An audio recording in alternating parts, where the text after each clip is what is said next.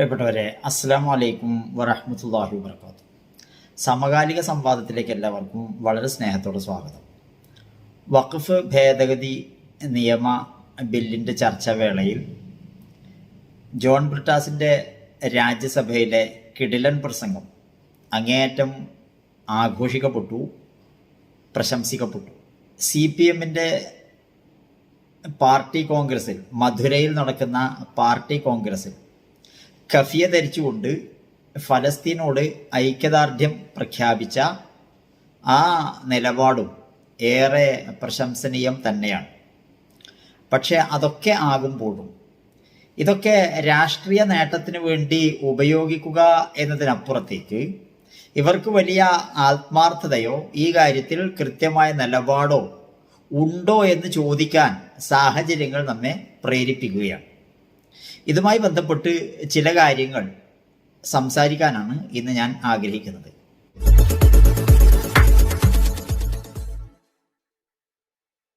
കഴിഞ്ഞ ദിവസം ഒരു ചാനൽ ചർച്ചയിൽ ഇടതുപക്ഷ സഹയാത്രികനായ റജി ലൂക്കോസ് വഖഫ് നിയമവുമായി ബന്ധപ്പെട്ട് അദ്ദേഹത്തിന്റെ അഭിപ്രായം പ്രകടിപ്പിക്കുന്നത് ആദ്യമായി നമുക്കൊന്ന് കേൾക്കാം. ഒക്കെ കേൾക്കുന്ന പ്രേക്ഷകന്മാർ എനിക്കൊരു മെസ്സേജ് ഇട്ടുണ്ട്. അദ്ദേഹത്തോട് നേരിട്ട് ഒരൊറ്റ ചോദ്യമാണ്, എനിക്ക് തന്ന മെസ്സേജാണ്. കഴിഞ്ഞ 2 ദിവസം മുമ്പ് ജനൻ TV-യിൽ വഖഫ് നിയമവുമായി മുനമ്പം വിഷയം നടന്ന ചർച്ചയിൽ റജി ലൂക്കോസ് പറഞ്ഞത് വഖഫ് എന്ന് പറഞ്ഞാൽ ഒരു ഭീകര കിരാത നിയമം എന്നാണ്. താങ്കൾ അങ്ങനെ പറഞ്ഞിട്ടുണ്ടോ? അത് മാത്രമാണ് ഒന്ന് ചോദിക്കുന്നത്. എനിക്ക് വന്ന ഒരു മെസ്സേജ് ഞാൻ പറഞ്ഞിട്ടുണ്ട്. വഖഫ് ബോർഡ് എന്ന് പറയുന്ന സംവിധാനം ഇന്ത്യയിൽ ആ നിയമം അടിച്ചേൽപ്പിച്ച് തെറ്റാൻ തന്നെ ഞാൻ പറഞ്ഞിട്ടുണ്ട്. ഒരിക്കലും ഞാൻ പുറകോട്ട് പോകുന്നില്ല കാര്യത്തിൽ. കാരണം ഒരു മത നിയമം അടിച്ചേൽപ്പിക്കാൻ കോൺഗ്രസ് ഈ രാജ്യത്തെ ജനങ്ങളെ ഭിന്നിപ്പിക്കാനാണെന്നുള്ളവരും ഞാനതിൽ ഉറച്ചിരിക്കുന്ന ഒരാളാണ്. ഒരു തർക്കമില്ല കാര്യത്തിൽ. നിങ്ങളെ പാർട്ടിയുടെ വഖഫ് മന്ത്രിയോട് അബ്ദുറഹ്മാനോടും വഖഫ് ബോർഡ് ചെയർമാനും ചോദിക്കുക, ഇന്ത്യയിലെ വഖഫ് നിയമം മത നിയമമല്ല, ഇന്ത്യൻ നിയമമാണ്. അത് ആദ്യം മനസ്സിലാക്കുക. നിങ്ങൾ BJP-ക്കാരും ക്രിസംഖികളും കാസക്കാരും ഭാഷ ഉപയോഗിച്ചു എന്ന് കേട്ടപ്പോ ഒരു വ്യസനം. താങ്കൾക്ക് വന്ന മാറ്റം, താങ്കൾക്ക് വന്ന മാറ്റത്തിൽ നിയമം കിരാതമാണെന്ന അഭിപ്രായം അങ്ങ് പറഞ്ഞിട്ട അഭിപ്രായം ഇപ്പോഴുണ്ടോ? അതുകൊണ്ടാണ് ഞാൻ ചോദിക്കുന്നത്. ആ അങ്ങയിൽ ഉണ്ടായ മാറ്റം എന്നെ അത്ഭുതപ്പെടുത്തുന്നു. ഒരു ഒറ്റ മിനിറ്റ്. കാരണം ഇത് ഇന്ന് ഏറ്റവും കോൺട്രവേഴ്സി ആവാൻ സാധ്യതയുള്ള ഒരു ചർച്ചയാണ്. 95-ലും 2013-ലുമാണ് വഖഫ് ഭേദഗതി വന്നത്. ഈ ഭേദഗതി വന്നത് ജോയിന്റ് പാർലമെന്ററി കമ്മിറ്റിയുടെ ശുപാർശ പ്രകാരമാണ്. ആ ജോയിന്റ് പാർലമെന്ററി കമ്മിറ്റിയിൽ CPM-ന്റെ പ്രതിനിധിയുണ്ട്.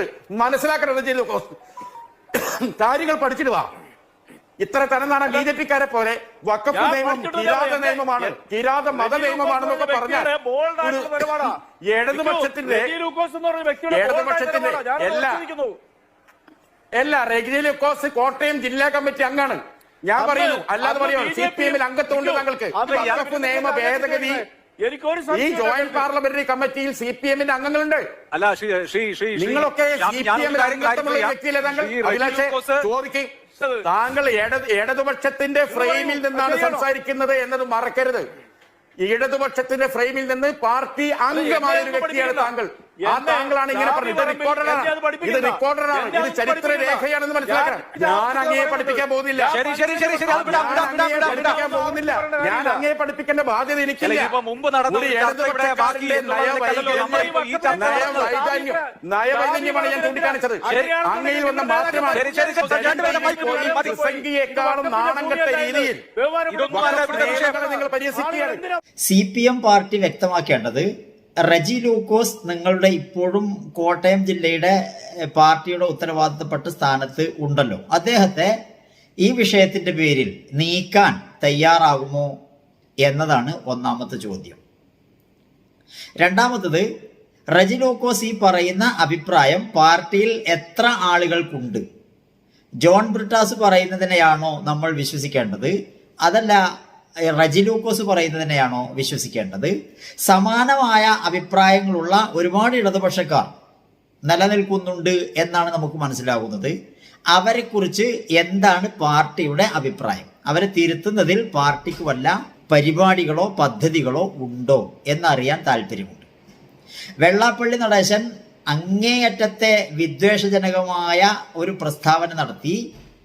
24 മണിക്കൂറും കഴിഞ്ഞു, അതിനപ്പുറവും കഴിഞ്ഞു. പാർട്ടിയോട് അതിനെക്കുറിച്ച് ചോദിച്ചപ്പോൾ അവർക്ക് അഭിപ്രായമില്ല എന്നാണ് പറഞ്ഞത്. കാരണം അവരുടെ മുഖ്യമന്ത്രി തന്നെ സമാനമായ അഭിപ്രായം ഹിന്ദു പത്രത്തിന് നൽകിയ അഭിമുഖത്തിൽ ഉൾപ്പെടുത്തിയിരിക്കെ വെള്ളാപ്പള്ളി നടേശന്റെ അഭിപ്രായത്തെ എതിർക്കാനോ അല്ലെങ്കിൽ അതിനെതിരെ സംസാരിക്കാനോ അവർക്ക് സാധ്യമാവുകയില്ല. അപ്പോൾ ഒരേ സമയം രണ്ട് തോണിയിൽ കാലിട്ടുകൊണ്ട് രാഷ്ട്രീയ നേട്ടം എവിടെയാണോ ലഭ്യമാവുക അതിനുവേണ്ടി മാത്രം നിലപാടെടുക്കുന്ന ഇത്തരം നപുംസക നിലപാടുകാരെ അത് അൺപാർലമെന്ററി പദമായി അല്ലെങ്കിൽ പൊളിറ്റിക്കൽ കറക്റ്റ്നെസ് ഇല്ലാത്ത പദമായി കണക്കാക്കപ്പെടുന്നതാണ്. ഏതായാലും രണ്ടും ഘട്ട നിലപാട് സ്വീകരിക്കുന്ന ഇത്തരം നിലപാടുകളെ ആളുകൾ അവജ്ഞയോടെ പുച്ഛിച്ച് തള്ളും എന്ന് കമ്മ്യൂണിസ്റ്റ് പാർട്ടി മനസ്സിലാക്കുന്നത് നല്ലതാണ്.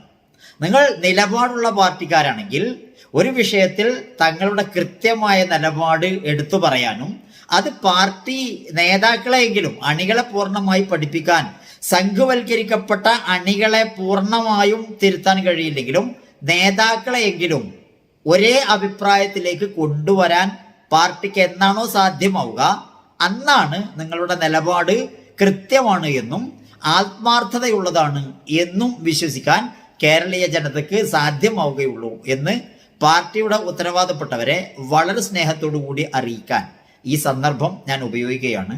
എന്നെ ശ്രദ്ധിച്ച എല്ലാവർക്കും നന്ദി. അസ്സലാമു അലൈക്കും വറഹ്മത്തുള്ളാഹി വബറകാതുഹു.